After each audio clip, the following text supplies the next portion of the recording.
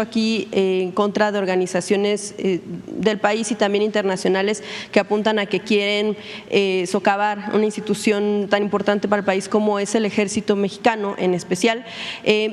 Parte de lo que se ha conocido en un informe militar desde 2016, conocido como el análisis de los factores internos y externos que influyeron en la actuación del GIEI y su impacto con el ejército, es decir, desde el sexenio pasado, se hablaba ya de este tipo de narrativa. Quisiera preguntarle, presidente, si en ese sentido usted de alguna manera ha tenido una especie de sugerencias por parte del ejército para hablar en torno a qué es lo que ellos consideran que están haciendo organizaciones internacionales para afectar al ejército en torno al caso Ayotzinapa, es decir, una narrativa que usted retoma del ejército desde 2000, que ellos tenían desde 2016 y ahora pues la repite constantemente para pues que se tenga la idea de lo que el ejército cree que está pasando con las organizaciones internacionales. De hecho, en algún punto ellos ya mencionaban que Estados Unidos eran los que estaban interesados e incluso a usted lo mencionaban como parte del riesgo que pudiera haber para socavar precisamente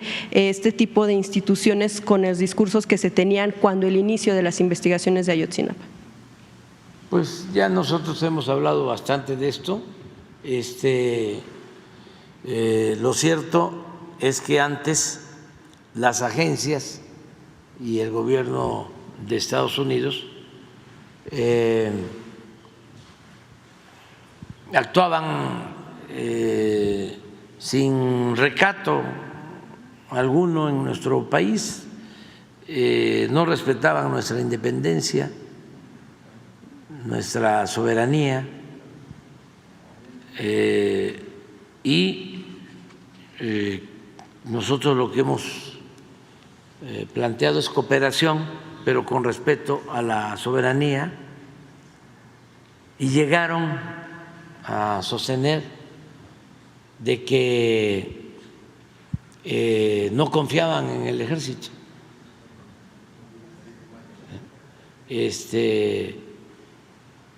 Y pues había injerencia de organismos internacionales en nuestro país y se puso orden en eso, básicamente. ¿Se sostiene aún con lo que pasó, por ejemplo, con la última captura? Claro que sí. México es un país independiente, soberano. No somos colonia de ningún país extranjero y estamos ayudando en el combate al narcotráfico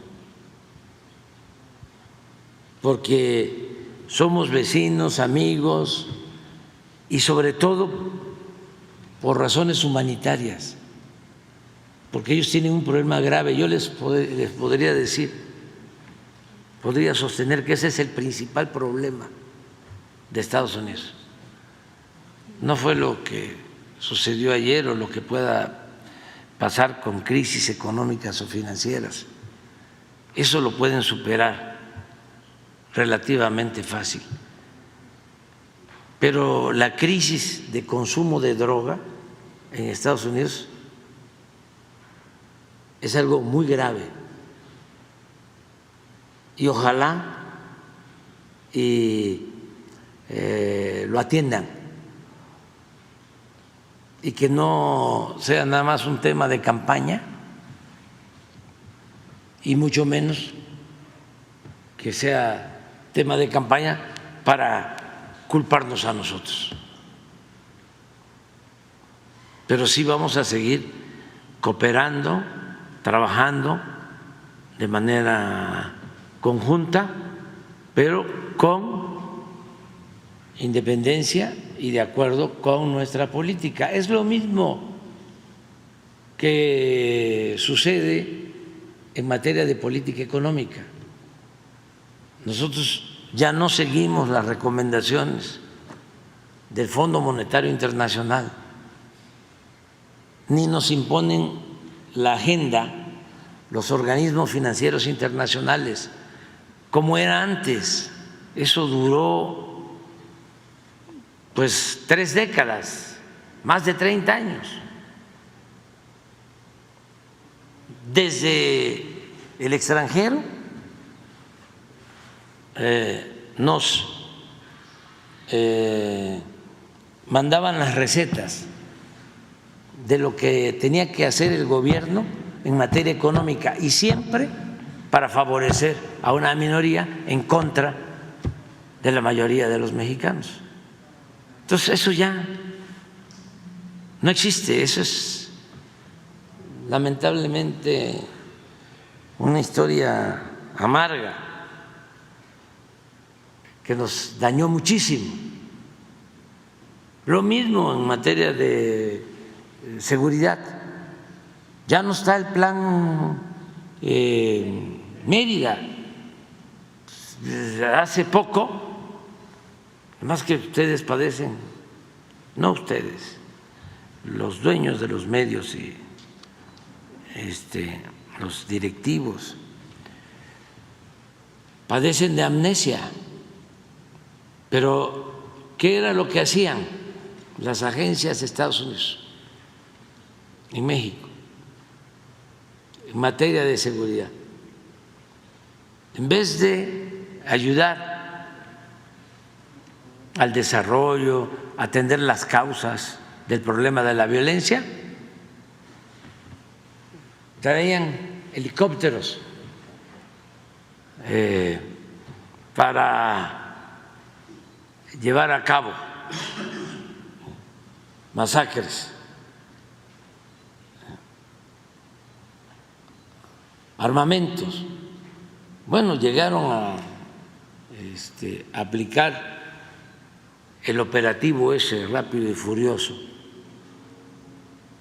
Se pusieron de acuerdo los gobiernos para introducir armas de contrabando a México. Y como fueron asesinados mexicanos y estadounidenses por ese fallido plan, en vez de hacer una investigación a fondo y castigar a los responsables, como estaban involucrados personajes de arriba, le dieron carpetazo al asunto. Eso ya no. Pero y en el caso Ayotzinapa, presidente, el discurso que tiene ahora era un tanto distinto cuando era candidato. ¿Cambió a sugerencia del ejército? No, yo soy independiente. Yo nada más tengo un amo, que es el pueblo de México. Y yo no puedo mentir y no puedo robar y no puedo traicionar al pueblo. ¿Cómo voy a mentir diciendo sin las pruebas hasta ahora de que fue el ejército el que desapareció a los jóvenes de Ayotzinapa? Si no tengo las pruebas, si no existen las pruebas.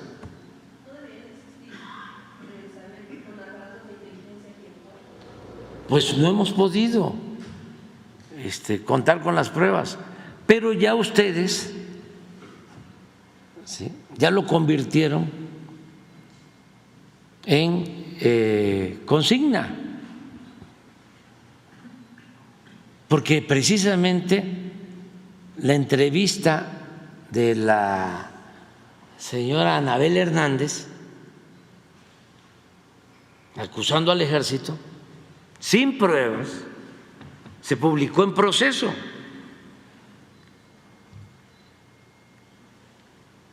Y fue igual que ahora, desde 2016.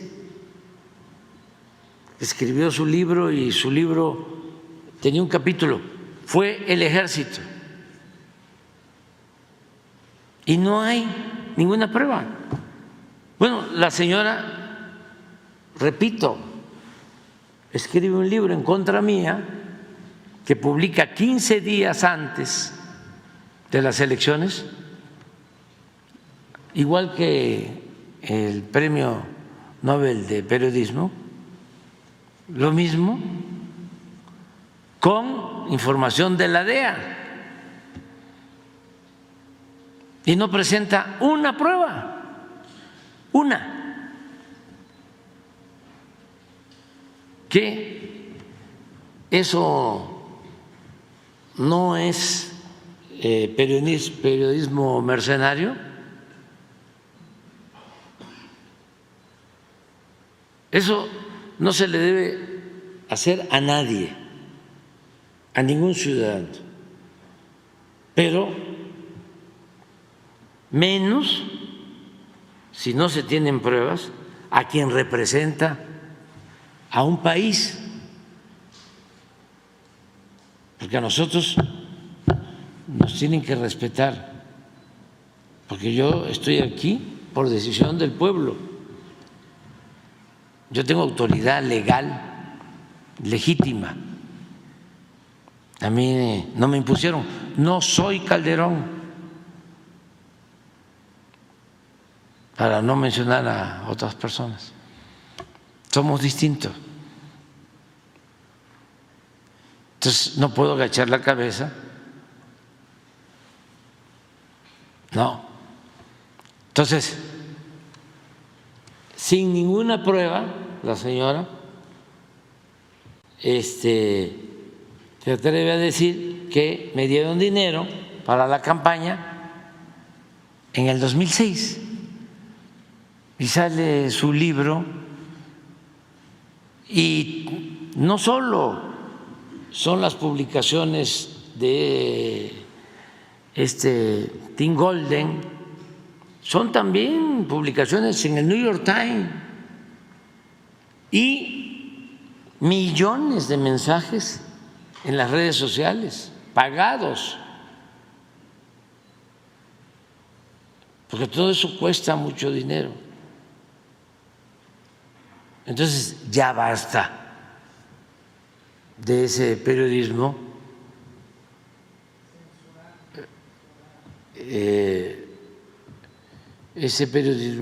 mercenario, ¿sí? Y hay que denunciarlo cada vez más, porque sí son una rémora e impiden que se purifique la vida pública del país, no contribuyen a combatir la corrupción, al contrario, están del lado de los corruptos. ¿Quiénes aplauden un reportaje en contra de nosotros? Pues la minoría rapaz que se dedicó a saquear al país y que ahora están inconformes, más desde hace 2 meses que empezaron a creerse sus propias mentiras y sus propios prejuicios, porque como son muy clasistas, muy racistas, nunca entendieron, y ojalá cambien, de que todos los mexicanos tenemos derechos y que hay igualdad y que no hay mexicanos de primera y de segunda, que los potentados son más que los humildes. No, vale lo mismo el voto de un multimillonario en una democracia que la de un campesino. Vale lo mismo el voto de un obrero que de un comentarista famoso de radio, de televisión, de un articulista de la prensa escrita. Vale lo mismo, pues, el derecho que tiene cualquier mexicano Entonces, eso les cuesta mucho. Ahora que Said, lean el artículo de Said y lean la respuesta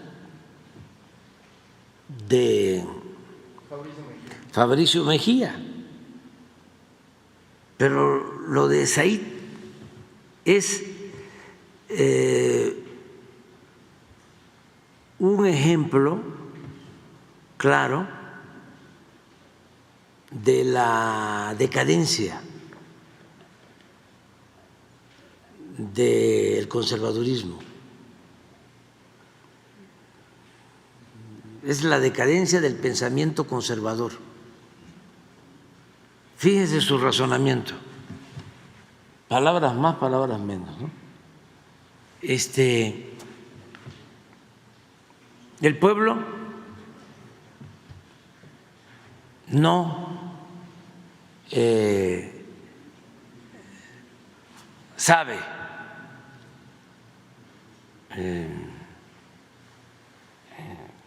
decidir, no sabe. Casi el pueblo es ignorante. Un poco lo de su colega Sheridan, que dice que el pueblo no es bueno, ¿sí?, ni es trabajador, ni es responsable. O sea, es del mismo grupo, ¿no?, que viene del finado Paz con Krause, pero en plena decadencia todo ese grupo. Pues dice, el pueblo es tonto, palabras más, palabras menos. Dice, ¿cómo es que votaron por un proyecto que significa corrupción, violencia y no sé qué otra cosa? Sí, los engañaron. Sí. Yo le diría al maestro Said, bueno, y entonces, si el pueblo de México está atrasado, ¿sí?, y es manipulable, ¿qué cosa fue lo que hicieron ustedes durante todo el tiempo que apoyaron el modelo neoliberal o neoporfirista? Si el resultado que deja ese modelo es un pueblo manipulable, una sociedad atrasada, ¿por qué no hacen la autocrítica de qué sirvió que Said apoyara a Fox y a Calderón y todas las privatizaciones, la modernidad, entre comillas, del periodo neoliberal, si el resultado es que millones de mexicanos son como niños?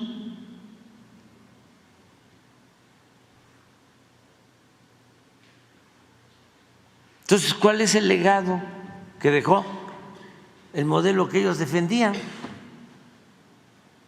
¿O cómo medimos el avance o el atraso en una sociedad? No es con la actitud y con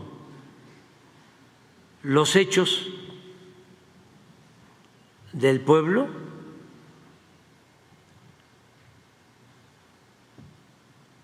con los cambios de mentalidad, pero no, es lamentable que después de tanto tiempo lleguen a esas conclusiones.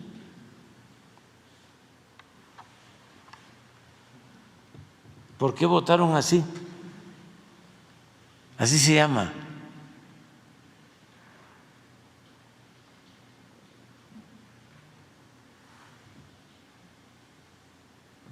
Y aquí explica, pero cualquier cosa.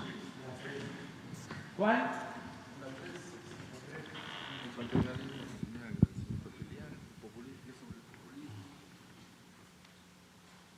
Sí, la 3.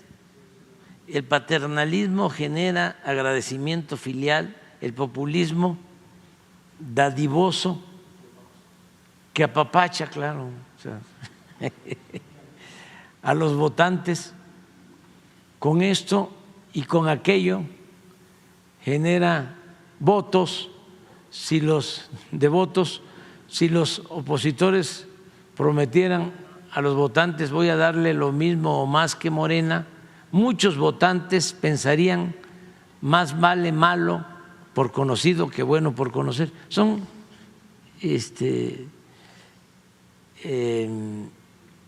ni siquiera argumentos, sino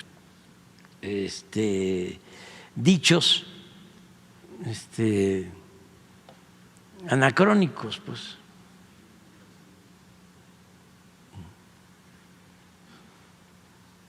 Miren, donde los narcos intervinieron en la votación, seguramente fue contra Xóchitl.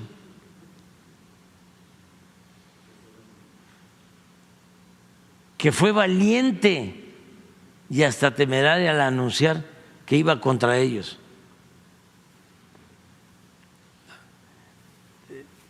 Lamentable.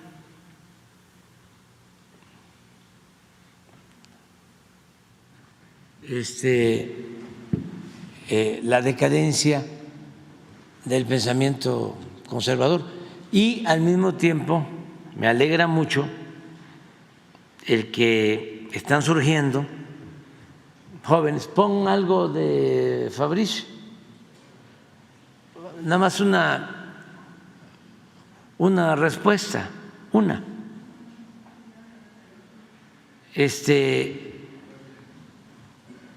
Pero no solo es Fabricio, están surgiendo muchos jóvenes,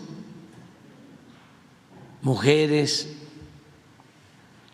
jóvenes. Recuerdo que Ciro Gómez Leiva, para justificar, ¿no?, de que estábamos mal y él queriendo ser objetivo, decía: nuestra generación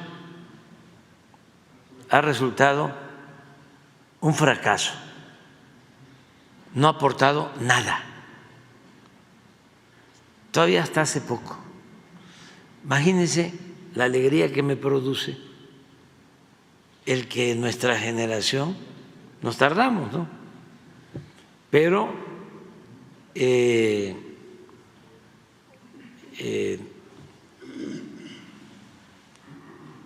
hayamos participado de nuestra generación a un cambio como no se veía en mucho tiempo. O sea, al final nuestro legado, la aportación de millones de mexicanos es histórica, es una transformación. profunda.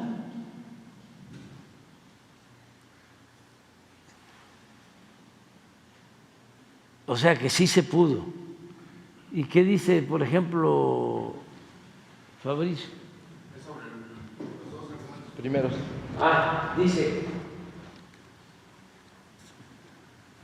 Dice Said, la violencia, la corrupción y la ineptitud de ese sexenio hacía esperar un voto de castigo, no una ovación. Claro. ¿En dónde? ¿En qué sector? ¿En qué clase social? Pues arriba tenía que haber voto de castigo, no una ovación. Pero el señor no se dio por enterado. Le voy a tener que mandar a avisar con un telegrama de que ahora el pueblo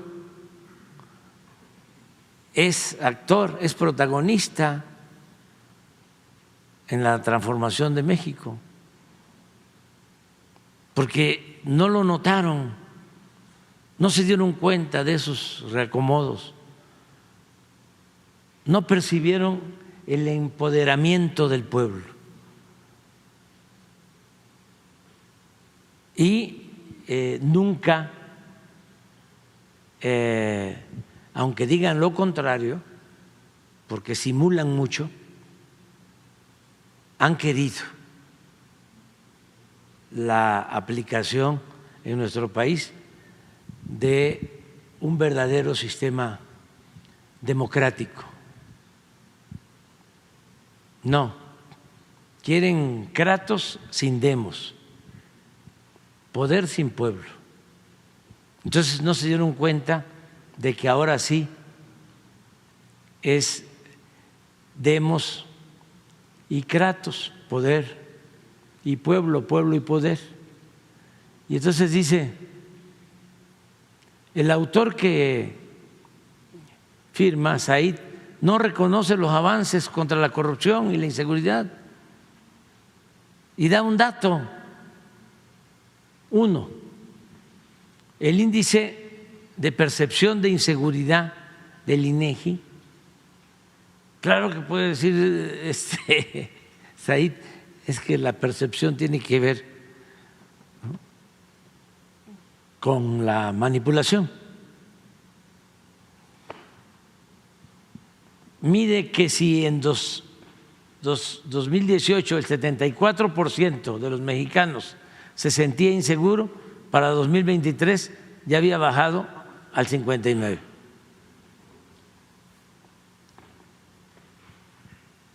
O que Transparencia Internacional nos consideraba menos corruptos como país. Pero eso no son argumentos. Esa es buenísima. Sí. Dice, fíjese la decadencia. Y es, con todo respeto, un hombre mayor y sabiondo para los conservadores. Algunas encuestas indicaban que ganaría Claudia con una ventaja sobre Xóchitl que parecía disminuir hacia el empate. Una sola encuesta, Dora. ¿Sí?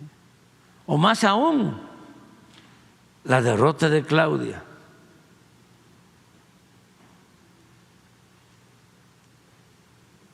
La inesperada ventaja de 32% que obtuvo Claudia en las urnas fue superior a la que obtenía en las encuestas. No es cierto.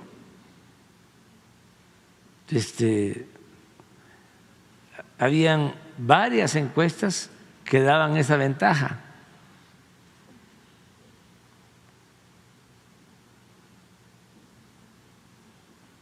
Es sorprendente. Implica que millones de votantes cambiaron de opinión a última hora.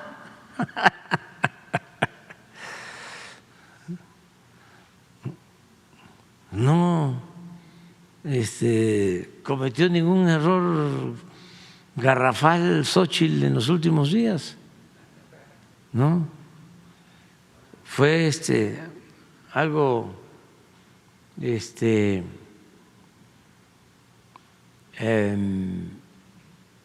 bastante parejo su planteamiento, o sea, ¿no?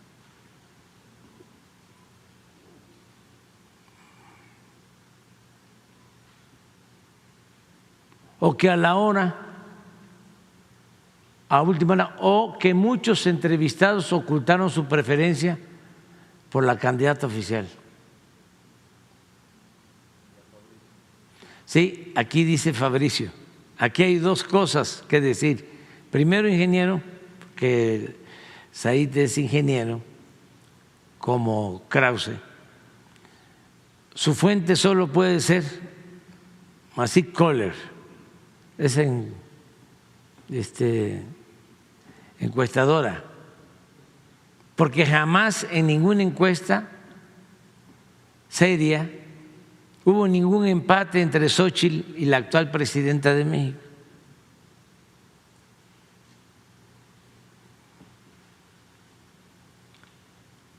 Para las encuestas serias, los votantes ya habían decidido por quién votar en un 80% para mayo, desde mayo, en las encuestas. Pero además, no es posible eso, que de la noche a la mañana cambien millones, como él dice. Solo que hubiese pasado una cosa así excepcional. Nadie cambió de opinión, como dice, pero hay un dato relevante. En efecto, hubo mucha gente que dijo que iba a votar por Xóchitl y que a la mera hora no lo hizo. Tenía 33% en las encuestas y no pasó del 27% en la elección. Quizás se debe a que existió mucha presión en ciertos ámbitos laborales para decir que no se iba a votar por el obradorismo. Sí, eso también que existió. Trabajadores, me consta que en el 2006 los Coppel. ¿También ahora? Sí. Los empleados papeles que votaron por. Mandaron una carta a sus trabajadores diciéndole en el 2006, me consta, de que iba a ser una desgracia si ganábamos y que se iban a quedar sin trabajo o algo así. Sí. ¿Y qué hizo la gente? Pues se quedó callada. Si le preguntaba, sí, por Xóchitl, pero a la hora de la hora, pues el voto es libre, es secreto, y les dijeron, toma tu champotón. Precisamente por el ninguneo, el querer menospreciar al pueblo.